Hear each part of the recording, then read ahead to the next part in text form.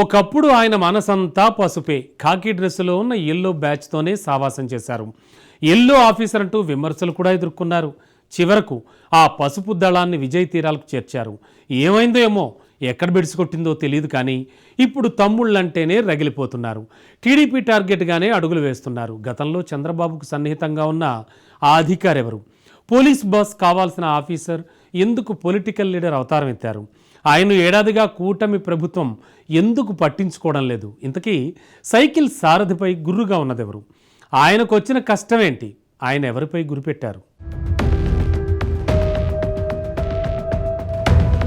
ఆంధ్రప్రదేశ్ మాజీ ఇంటెలిజెన్స్ అధికారి ఏబీ వెంకటేశ్వరరావు ప్రభుత్వానికి తలనొప్పిగా తయారయ్యారు. ఆయన అసంతృప్తికి గల కారణాలు తెలియడం లేదు, కానీ ఈ మధ్యకాలంలో టీడీపీ పాలనపై విరుచుకుపడుతున్నారు.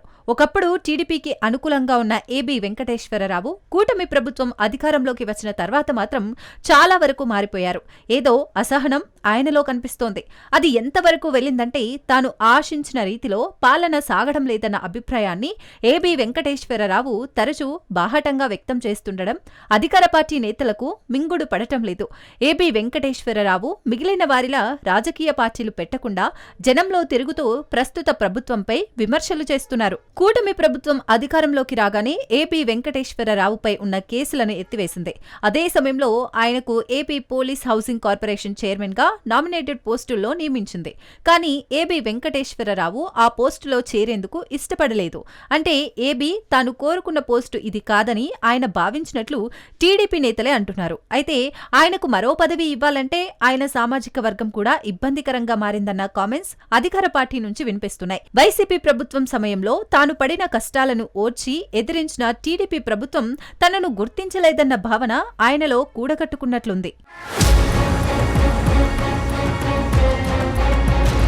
ఆంధ్రప్రదేశ్ మాజీ ఇంటెలిజెన్స్ చీఫ్, రిటైర్డ్ ఐపీఎస్ అధికారి ఏబీ వెంకటేశ్వరరావు ఒకప్పుడు సీఎం చంద్రబాబుకు సన్నిహితుడిగా పేరొందారు. అయితే ఇటీవల కాలంలో ఆయన చంద్రబాబు ప్రభుత్వం తీసుకుంటున్న కొన్ని నిర్ణయాలను బహిరంగంగా విమర్శిస్తూ వార్తల్లో నిలుస్తున్నారు.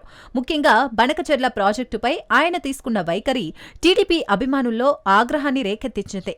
ఈ వివాదం సోషల్ మీడియాలో తీవ్ర చర్చనీయాంశంగా మారడంతో ఏబీ వెంకటేశ్వరరావు కూడా ఘాటుగా స్పందించారు. దీంతో ఇదిప్పుడు ఏపీలో చర్చనీయాంశంగా మారింది. ఏబీ వెంకటేశ్వరరావు విమర్శలు టీడీపీ అభిమానుల్లో తీవ్ర ఆగ్రహాన్ని రేకెత్తించాయి. సోషల్ మీడియాలో కొందరు ఆయనపై వ్యక్తిగత దాడులు చేస్తూ ఆయన ఏదో స్వప్రయోజనం కోసం ఈ విమర్శలు చేస్తున్నారని ఆరోపించారు. కొంతమంది ఏబీవీపై ప్రత్యేకంగా వీడియోలు చేశారు. ఏబీవీని ఎవరో తెర వెనుక నడిపిస్తున్నారని విమర్శించారు. ఈ ఆరోపణలకు ఏబీవీ ఘాటుగా స్పందించారు. తానేదో ఆశించి ఈ విమర్శలు చేస్తున్నానని ఆరోపించేవారు దానికి సంబంధించిన ఆధారాలను బహిరంగంగా చూపించాలని సవాల్ విసిరారు. అలాంటి ఆరోపణలు చేసే సుపారీగాళ్లకు కూడా ఈ విషయం తెలియజేయండి అని ఆయన రాశారు.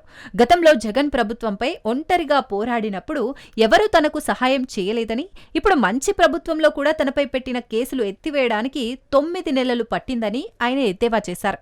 జగన్ నెవర్ అగైన్ అనే నినాదంతో రాష్ట్రాన్ని జగన్ నుంచి కాపాడేందుకు పనిచేస్తున్నానని, తనకు మనులు మాన్యాలు అవసరం లేదని ఆయన స్పష్టం చేశారు.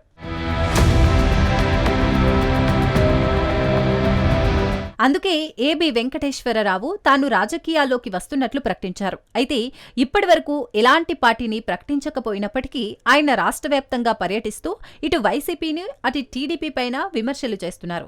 వైసీపీపై విమర్శలు ఏబీ వెంకటేశ్వరరావు చేస్తే పెద్దగా ఆశ్చర్యం కలగదు. ఎందుకంటే వైసీపీ పాలనలో ఆయన ఎదుర్కొన్న కష్ట నష్టాలకు అలా రెస్పాండ్ అయ్యారని అనుకోవచ్చు.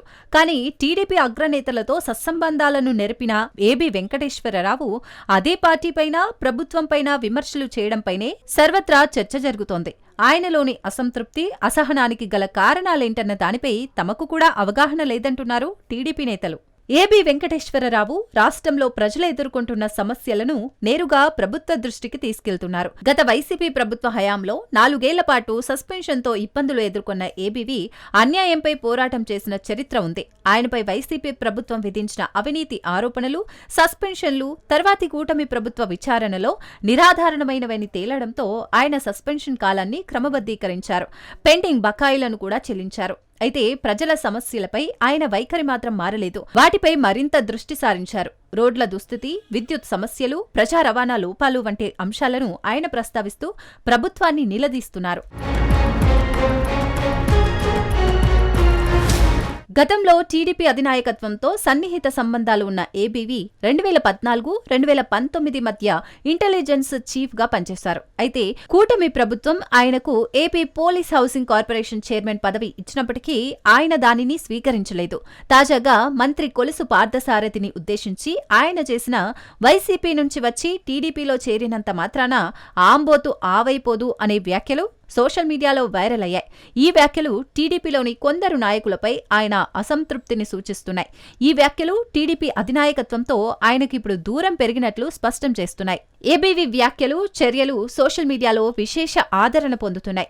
ఆయన ప్రజా సమస్యలపై మాట్లాడే తీరు, ప్రభుత్వ తప్పిదాలను ఎత్తిచూపే స్పష్టత ప్రజల్లో సానుకూల స్పందనను రాబట్టాయి. అన్యాయం ముందు లొంగిపోవడం చావుతో సమానమని ఆయన చేసిన వ్యాఖ్య జగన్ రెడ్డి హయాంలో తాను ఎదుర్కొన్న అన్యాయాలపై పోరాటాన్ని సూచిస్తుంది.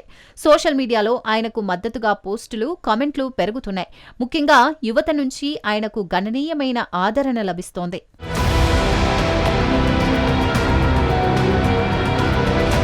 ఏబీవీ రాజకీయ ఎంట్రీపై చర్చ ఊపందుకుంది. ఆయన టీడీపీలో చేరే అవకాశం ఉన్నప్పటికీ కొందరు ఆయన బీజేపీ వైపు మొగ్గు చూపుతున్నారని ప్రచారం చేస్తున్నారు. ఆయన ప్రస్తుత వైఖరి, టీడీపీపై విమర్శలు ఆ పార్టీకి భవిష్యత్తులో సవాళ్లను తెచ్చిపెట్టవచ్చు. అయితే ఆయన సద్విమర్శలు ప్రజా సమస్యల పరిష్కారానికి దోహదపడతాయని అభిప్రాయాలు వ్యక్తమవుతున్నాయి. రాజకీయంగా ఏ పార్టీతో చేరినా ఏబీవీ ప్రజా సమస్యలపై దృష్టి కొనసాగిస్తే రాష్ట్ర రాజకీయాల్లో ఆయన ప్రభావం మరింత పెరిగే అవకాశం ఉంది. తాజాగా ఏబీ వెంకటేశ్వరరావు చేసిన వ్యాఖ్యలపై కూడా చర్చ జరుగుతోంది. జయప్రకాష్ నారాయణ, జేడీ లక్ష్మీనారాయణ వంటి రాజకీయ నాయకులుగా మారిన ఇతర బ్యూరోక్రాట్ల నుండి తాను భిన్నంగా ఉన్నానని ఏబీ వెంకటేశ్వరరావు అన్నారు. తెలుగుదేశం, వైసీపీ వంటి ప్రస్తుత పార్టీలతో అసంతృప్తిగా ఉన్న తన ప్రత్యేక భావజాలాన్ని మరియు ప్రత్యామ్నాయ రాజకీయ మార్గాన్ని అందించాలని కోరికను బలంగా చెప్పారు. ఏపీని అభివృద్ధి చేయాలంటే ఇలా సాధ్యం కాదన్న ఏబీ వెంకటేశ్వరరావు తాను ప్రజల్లోకి వెళ్లి వివరిస్తానని చెప్తున్నారు. మొత్తం మీద ఏబీ వెంకటేశ్వరరావు టీడీపీకి విలన్ గా ఎందుకు మారారన్నది $1 మిలియన్ ప్రశ్నగానే మిగిలిపోయింది.